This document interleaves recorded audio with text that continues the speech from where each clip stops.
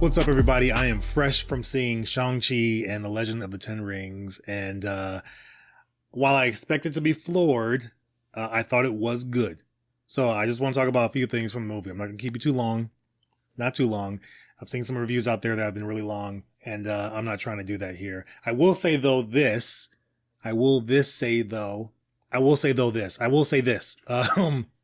Check out Omni Media. OMN1 Media, Omni. He has some awesome videos over there. I was checking out his review, I think yesterday, to Shang-Chi. I keep saying Shang-Chi. Shang-Chi. It was yesterday or it was Thursday, but he had a really great review. Check it out. Let him know On My Mind sent you. And he does some cool stuff over there. So check him out. But I did see it and I really did enjoy it. I will say this. It's in my top 5 of MCU origin movies. As far as how the movie went about the origin story for Shang-Chi, I thought it did very well. So I might do this. If you were here in the old days of movies On My Mind when I had the podcast, I would do the good, the bad, the ugly of a movie. So I'll kind of do that here so it keeps it real short. So let's talk about the good. Simu Liu is really good. I watched him on Kim's Convenience on Netflix. It's a show that's based out of Canada. Funny show, a lot of deadpan humor, and it's more or less like just the regular daily lives of these people. Nothing really extraordinary about it, but he's really good in the show. So when I saw that he got the role here, I wasn't very surprised because he's actually a really good actor. And seeing him do a lot of the actual martial arts in the film, it helps so that they're able to keep the camera on him, and he does very, very well. The bus scene, the fight scene, which they put out as a clip, which I wish they didn't, I didn't watch it. I watched no scenes before I went into this, so it was all fresh for me. But that was probably one of the best fight scenes because it just kind of comes out of nowhere. You know it's coming, but it comes out of nowhere.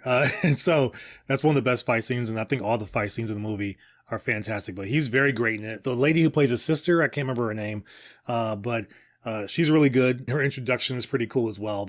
She shows up in the underground fight scene where Abomination's fighting Wong. You've seen that in the trailers. I'm not doing any spoilers here, so don't worry. She shows up there. You kind of get more background on her as you get background and history on Shang-Chi and how he grew up. Tony Leung, I know I'm saying it wrong, so please, bear with me.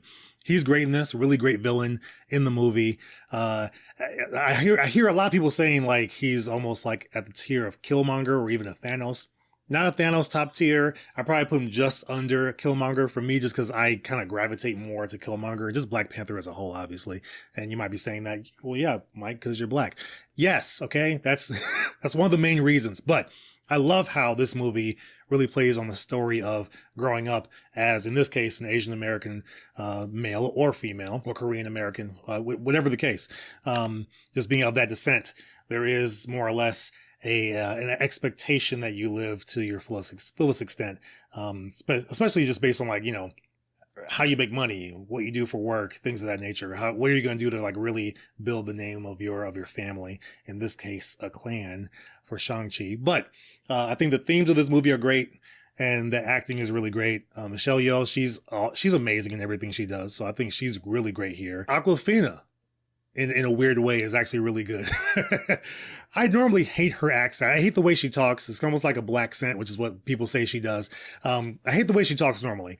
In anything she does, whether it's, you know, live action or even cartoons, like, you know, her voice is in Raya and the Last Dragon, and anytime she talks, I'm just like, oh, God, please just stop talking. But here, she's actually really good, and she plays off well against Simu Liu's character here, Shang-Chi, and I like that they kept their relationship as friends. They're best friends in the movie, and it stays that way. It doesn't come out anywhere where it's like they become love interests or anything like that.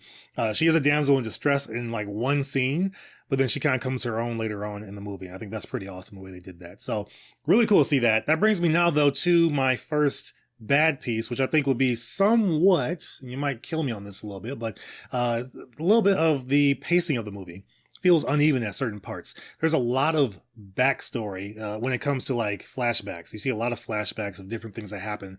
Then there's moments where they'll talk about those same flashbacks, or they'll talk about something else leading after that flashback. But what they talk about is kind of what I wanted to see. There's a scene where Shang-Chi's dad sends him on a mission, and they talk about the mission, but I would have wanted to see that mission rather than what they actually show before the mission happened in the flashback scene. So there's like different moments where there's so many flashbacks and they're showing us, not telling us, which I think is fine.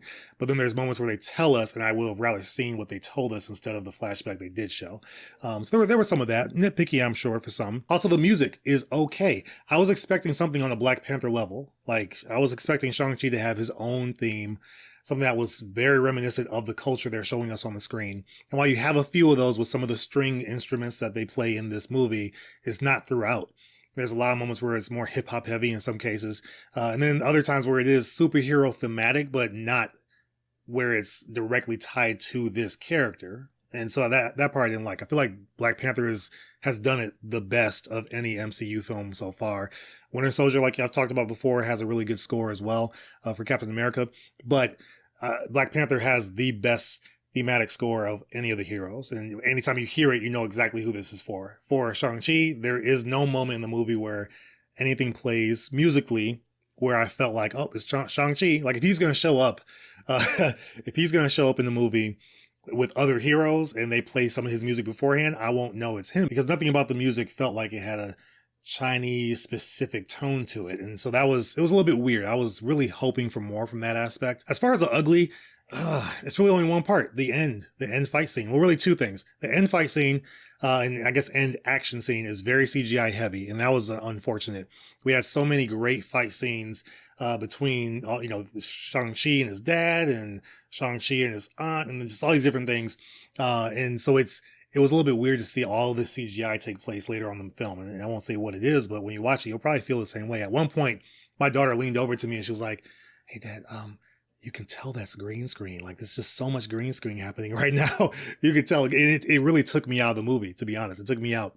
I was just kind of sitting there watching it all happen, but I'm not like feeling, I don't know. I didn't feel like any of the characters were really in danger or anything like that. It was just weird. Just so much CGI. I'm kind of lost. I hope that explains it well, but it's a lot of CGI. Also, this is a big nitpick for me. I won't say nitpick, but it's a big for me because it can be an issue.